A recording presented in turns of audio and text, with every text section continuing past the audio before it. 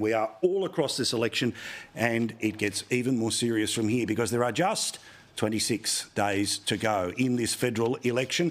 There are just 2 weeks until the first votes are cast. Now, the electoral roll closed an hour ago, meaning if you are not enrolled to vote, you will not be able to vote. If you are somebody who has not updated where you live and your details, again, you will not be able to vote where you live now. So double check all of that stuff, but it is all locked. In the next couple of days, I'll get the chance to actually have a look at the electoral roll. It will literally tell me how many people per seat. How many are 18 to 24? How many are 50 plus? How many are male? How many are female? All of this data, and it helps us start to work out perhaps where things go once you start to marry them on top of the electoral roll. But today, under the cover of a backflip, under the distraction of news poll, finally, the most unpopular premier in the country appeared with a Prime Minister who until recently had, 60% of people, now it's still above 50, but 60% of people saying he was doing a poor or very poor job. And it was just as awkward as you think. This one? Yeah. Here's Natalie. And Minister Natalie Solomon's here. Yeah, of course. I was just going to ask you, Sure. Alan, if the Prime Minister goes backward in the state of Victoria on election night, do you feel responsible? Do you feel guilty about being a drag on the Labor vote? Geez, if looks could kill. What about that last little glare that he's throwing? Of course, remember, the primary vote for the Labor Party is lower with women than it is for the Liberal Party, but of course it's the Liberal Party that has its problem with women.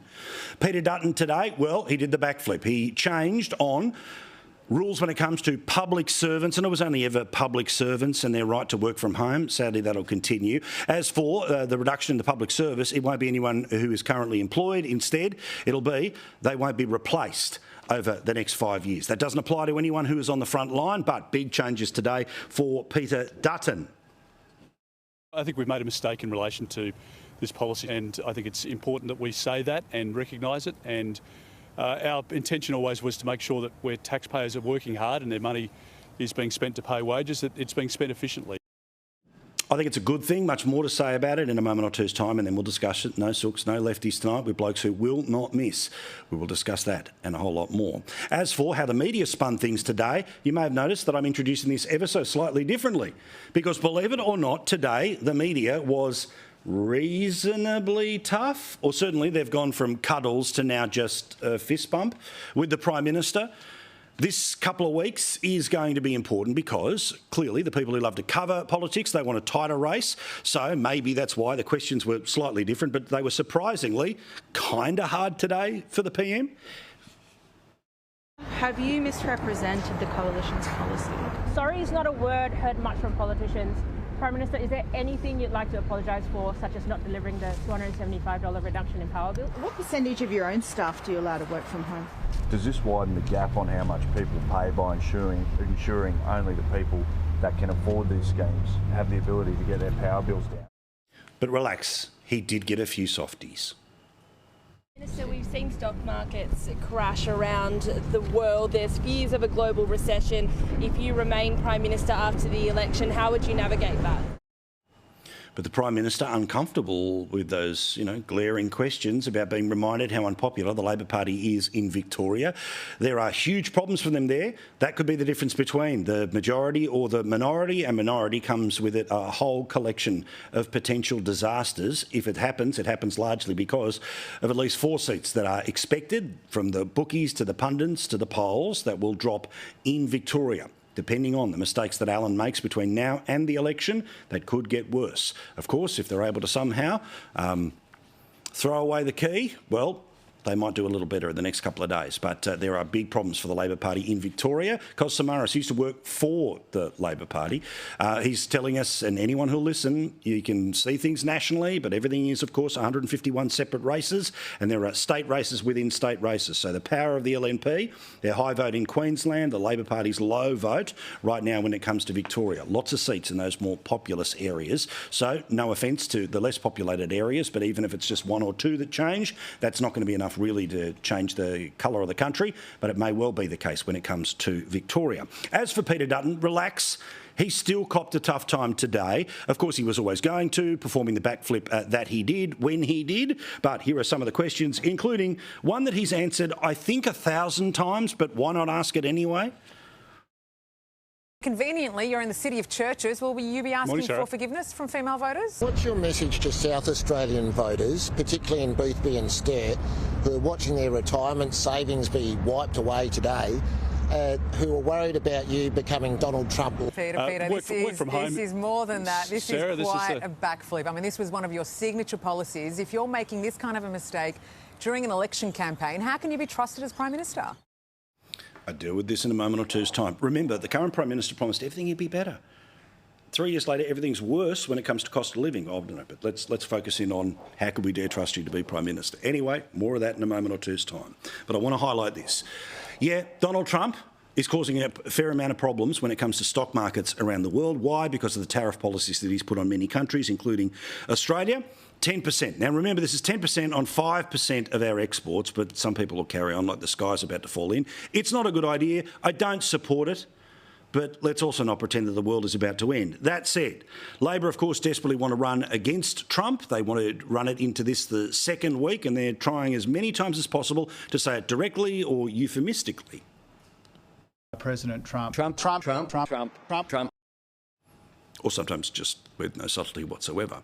But let's talk about our old mate Grim Jim. Now remember, the plan here, because if nasty Nicky Sava is right over there in the Channel 9 newspapers, Albo gets out of the way if he gets re-elected and Jim Chalmers slides in to become the next Prime Minister of Australia.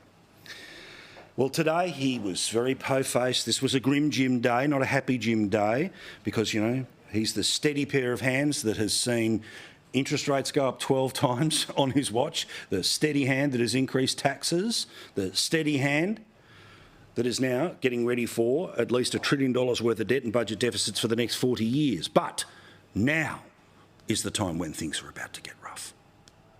We still do expect Australian GDP to take a hit, and we expect there to be an impact on prices here as well. These escalating trade tensions are casting a dark shadow over the global economy. Ooh.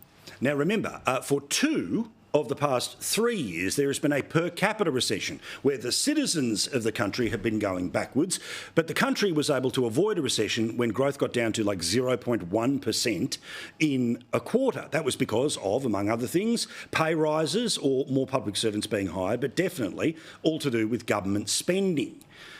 But now, with the expectations of budget deficits, well, the conversation of recession is beginning. It is being discussed as we speak in the United States, and I'll have more to say about their markets in a moment. But Grim Jim is standing there saying, I got you through the tough times of the past 3 years, but I don't know if I can defend you against the tough times that are on our way. All, of course, because of the orange man who's bad, because he put a 10% tariff on 5% of our exports. Markets are now expecting around 4 interest rate cuts. Sorry? So now the quasi-election promise of the Treasurer is that because they can, and as always, economists, statisticians, long-range weather forecasters, you'll always be able to find one that'll have your worldview. But he now says the majority of economists believe that because of the global recession, in order to get things running in Australia this year, there could be up to 4 interest rate cuts. Watch this on the campaign trail, because obviously $5 in 15 months is garbage. People are still feeling tremendous pain from 12 interest rate rises, and 1 ever so slight reduction. But tens of thousands of dollars families have had to find. So if this bloke's going to go out and say, well, you know, show working, we're going to see interest rates come down 4 times. Now, why is he able to say that? Of course, the Reserve Bank is entirely independent. Apart from the fact that the way it makes decisions now is off a panel that is handpicked by the Treasurer to help make the decisions rather than just the current board, and with the greater importance on the role of the Reserve Bank chief. So watch this. The next time you hear 4 interest rate reductions, firstly, giant maybe. Secondly, this is from the bloke who told you that your power bill would go down by $275. But of course that didn't count because the modelling wasn't correct. So what happens if interest rates don't go down by 4 times this year? Oh, well, sorry, the modelling didn't work. But of course it doesn't matter. All of it, like it was back then, is to survive the 4-5-week campaigns, or in Malcolm Turnbull's case, the 8-week campaign. What an electoral genius he was. So don't be swayed, but watch for this, that the Australian economy is going to be ruined because of Donald Trump. The Australian economy will simultaneously be so bad that the good news is that there might be a drop in interest rates 4 times. Now, as a person trying to pay off a house, great, drop it 8 times. Let's drop the full 12 and go back to where we were under the previous government. Amazing. No, I'm not going to be trying to artificially keep these things up for any other reason other than it's what the Reserve Bank may or may not choose to do, but a very not so subtle sleight of hand. But let's just take a second here to, again, just burst the bubble, to push back a little bit on the BS, because you are on the front lines of this election. Regardless of what the polls say or the bookies say, just as I said to you every single night of the 2019 election, nothing is inevitable. Nothing is inevitable about this election. Again, on all of the cat's whiskers, it says that Labor is getting slightly stronger, the coalition's slightly weaker, and 51-49 has now become 51-49 the other way. This thing is still razor tight. Not a single person has voted yet. So how we all feel about the fundamentals of the past 3 years is going to matter. I give you the data. I give you the information. I show you the data. You've got to have the conversations. You've got to talk to your kids, your workmates, the person down the club. Ask them about whether they feel they're better off than 3 years ago. And don't let them get distracted by garbage like, oh, but if I heard the Treasurer say 4 interest rate cut, because that's the thing, people are busy. Remind them that that is just made up by the same bloke who told them that their power bills would go down by $275.